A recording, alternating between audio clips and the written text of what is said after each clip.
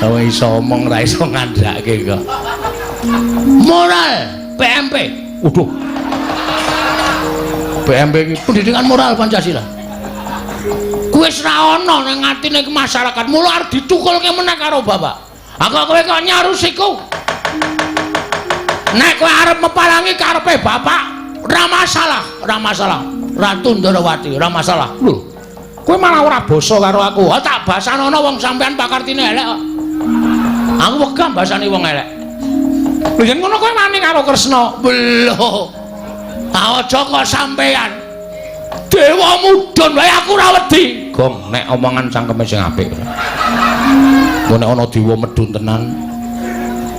Mbok sing apik lambene truk. Aku wani tenan ora? Ora Aku dadak nyebut ora. Ya wis